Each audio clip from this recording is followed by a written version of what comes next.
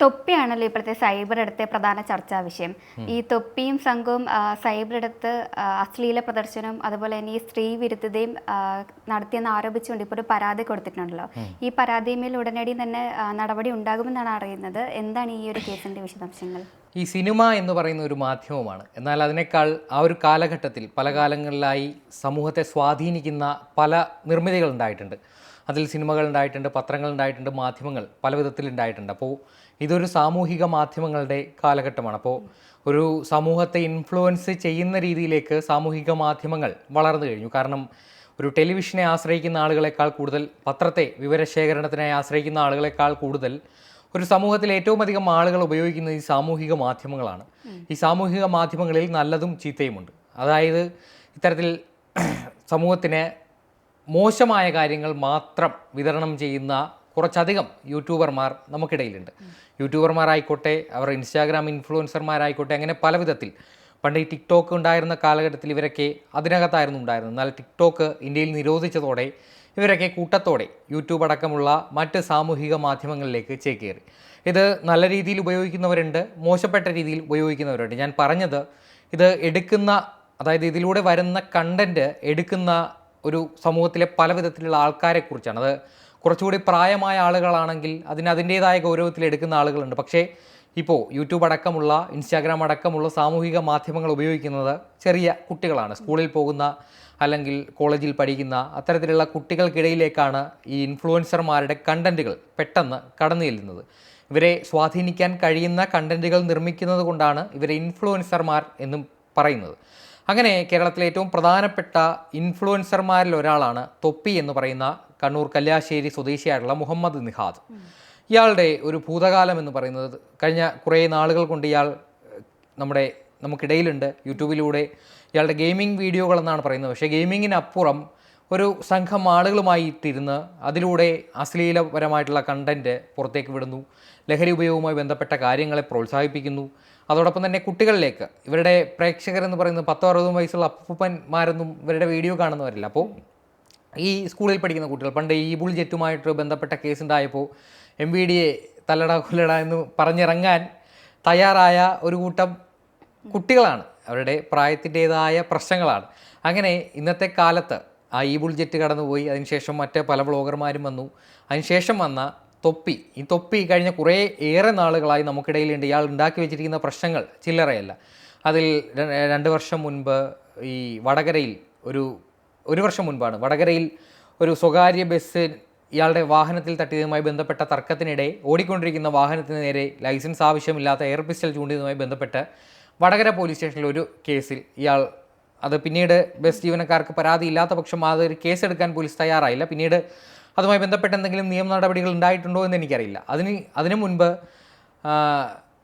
കോഴിക്കോട് ജില്ലയിൽ ഒരു കടയുടെ ഉദ്ഘാടനവുമായി ബന്ധപ്പെട്ട പരിപാടികൾക്കിടെ ഒരു പൊതുജന മധ്യത്തിൽ വെച്ച് അശ്ലീല ഗാനം ആലപിക്കുന്നു. അതിനെ തുടർന്ന് അവിടെ വലിയ വാഹന ഗതാഗതം തടസ്സപ്പെടുന്ന രീതിയിൽ ഉണ്ടായതിനെ തുടർന്ന് മറ്റൊരു കേസ് എടുക്കുന്ന സാഹചര്യമുണ്ടായി. ഇത് വലിയ വിവാദമായൊരു കേസാണ്.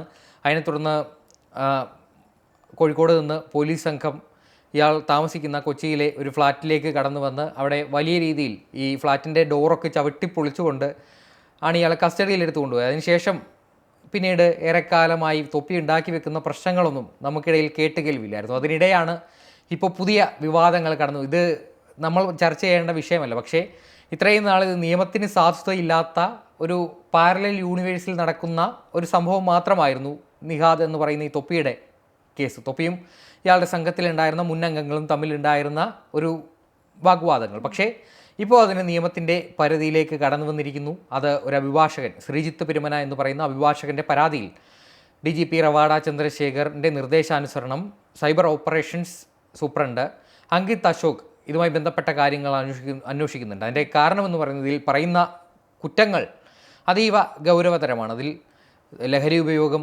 പോക്സോ അതിക്രമം, അങ്ങനെ പല വിധത്തിൽ ഒരു ശമ്പളം കൊടുക്കാതെ പീഡിപ്പിക്കുന്നു, പ്രായപൂർത്തിയാകാത്ത ആളുകളെ ലൈംഗികമായി ദുരുപയോഗം ചെയ്യുന്നു, അങ്ങനെ ഇയാളുടെ ഫ്ലാറ്റിൽ നിന്ന് ലഹരി വസ്തുക്കൾ കണ്ടെടുക്കുന്നു എന്നൊക്കെയാണ് പറയുന്നത്. ഞാൻ ആ വീഡിയോ കണ്ടിട്ടില്ല. ഇങ്ങനെ പല വിധത്തിലുള്ള ആരോപണങ്ങൾ വരുമ്പോൾ അത് അന്വേഷിക്കേണ്ട, പ്രത്യേകിച്ച് ഈ ഓപ്പറേഷൻ തൂഫാൻ പോലുള്ള കാര്യങ്ങൾ സംസ്ഥാനത്ത് നടക്കുമ്പോൾ ഇത്തരത്തിൽ പൊതുജന മധ്യത്തിൽ ഒരു സാമൂഹിക മാധ്യമത്തിൽ തുറന്ന വാക്പോരിലൂടെ ഇത് അവിടെയുണ്ട് ഇവിടെയുണ്ട് അല്ലെങ്കിൽ ഇത് ഞങ്ങൾ ഉപയോഗിച്ചിട്ടുണ്ട് എന്ന് വിളിച്ചു പറയുന്ന രണ്ട് സംഘങ്ങൾ ധൈര്യപൂർവ്വം വിളിച്ചു പറയുമ്പോൾ അത് അന്വേഷിക്കേണ്ട ചുമതല കേരള പോലീസിനുണ്ട്. ഇതിപ്പോൾ തൊപ്പി ഇയാളുടെ ഒരു ഗ്യാങ് MRS ഗ്യാങ് അങ്ങനെ എന്തോ ആണ് ഇത് പറയപ്പെടുന്നത്, എനിക്കറിയില്ല. അങ്ങനെ ഈ ഗ്യാങ് നിരന്തരം യൂട്യൂബിലൂടെ ലൈവ് ഇടുന്നവരുടെ പ്രധാന വരുമാന സ്രോതസ് യൂട്യൂബാണ്. ഇതിൽ ഒരു ഈ തൊപ്പിക്ക് പിന്നിലേക്ക് ഒരു 5-6 യുവാക്കൾ തന്നെയാണ്. അപ്പോൾ ഇവരെ പിന്നിൽ നിൽക്കുന്നു. ഈ യൂട്യൂബ് ലൈവ് വലിയ രീതിയിൽ പല കാര്യങ്ങൾ, സമൂഹത്തിലെ പലവിധ കാര്യങ്ങൾ, അത് പൊതുവായിട്ട് ആൾക്കാർക്ക് വേണ്ടാത്ത കാര്യങ്ങളാണെങ്കിൽ പോലും ഇത് പറയുന്നു. ഇതിനിടെ കൂടെ ഇരിക്കുന്ന ആളെ തെറി പറയുന്നു, കൂടെ ഇരിക്കുന്ന ആളോട് പല വിധത്തിൽ മോശമായി പെരുമാറുന്നു. ഇതൊക്കെ കണ്ടിരിക്കുന്ന പ്രേക്ഷകരെന്ന് പറയുന്നത് ഈ കുഞ്ഞു കുട്ടികളാണ്.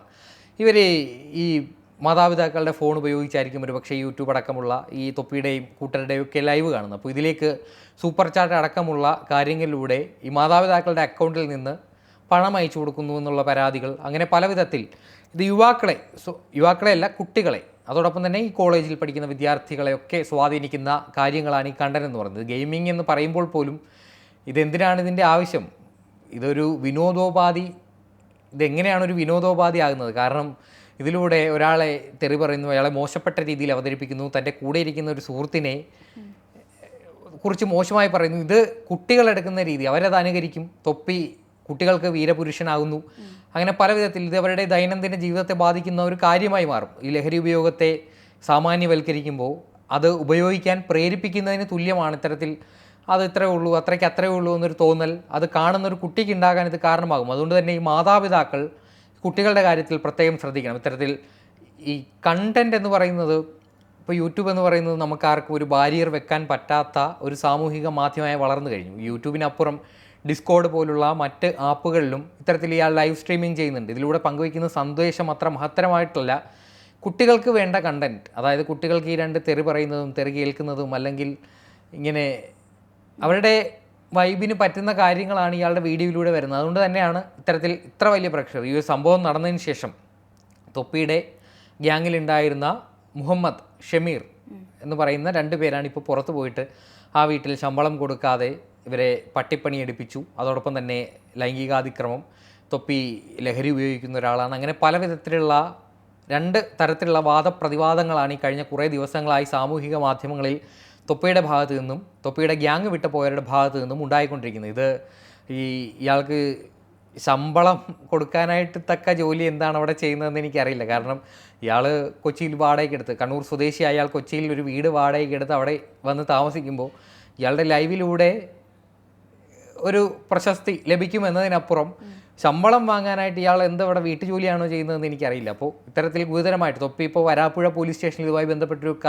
കേസ്, മാനനഷ്ടത്തിനും അതുപോലെ തന്നെ ക്രിമിനൽ കേസും ഫയൽ ചെയ്തു എന്നാണ് ഇയാളുടെ വീഡിയോയിലൂടെ അവകാശപ്പെടുന്നത്. പക്ഷേ ഇതിന് മുൻപേ അവരാണ് ശരിക്കും മാനനഷ്ട കേസൊക്കെ കൊടുക്കേണ്ടത്. കാരണം ഇത്തരത്തിൽ അവരുടെ സ്വകാര്യ ദൃശ്യങ്ങളൊക്കെ പകർത്തി അത് സാമൂഹിക മാധ്യമത്തിൽ ലൈവിലൂടെ ഈ കുട്ടികൾക്ക് കാണാൻ പറ്റാത്ത രീതിയിലുള്ള അശ്ലീല ദൃശ്യങ്ങളൊക്കെയാണ് ഇവരെ ലൈവിലൂടെ പ്രചരിപ്പിക്കുന്നത്. അപ്പോൾ ഇത് വലിയൊരു സാമൂഹിക വിപത്താണ് തൊപ്പി ഉണ്ടാക്കി വെച്ചിരിക്കുന്നത്. ഇത് പല കാലത്ത് ഉണ്ടായിട്ടുള്ള ഇൻഫ്ലുവൻസേഴ്സാണ്. അപ്പോൾ ഇവരുണ്ടാക്കി വെക്കുന്ന പ്രശ്നങ്ങൾ ചെറുതാണെന്ന് നമ്മളും വിചാരിക്കരുത്. ചർച്ച ചെയ്യപ്പെടേണ്ട ഒരു വിഷയം തന്നെയാണ്. കാരണം സാമൂഹിക മാധ്യമങ്ങളുടെ ഉപയോഗം പല കാലത്തും കുട്ടികൾക്ക് ഏറ്റവും ഗുരുതരമായിട്ട് ബാധിക്കുന്ന, അവരുടെ ജീവിതത്തെ സ്വാധീനിക്കുന്ന ഒരു കാലഘട്ടമാണ്. അപ്പോൾ ഈ തൊപ്പി ഉൾപ്പെടെയുള്ള യൂട്യൂബർമാർ പങ്കുവയ്ക്കുന്ന ഉള്ളടക്കം നിങ്ങളുടെയും എല്ലാവരുടെയും കുട്ടികളെ സ്വാധീനിക്കുന്നുണ്ട് എന്ന് തിരിച്ചറിവിൽ കൃത്യമായിട്ടുള്ള നടപടി പോലീസ് വകുപ്പും ഇക്കാര്യത്തിൽ എടുക്കണം.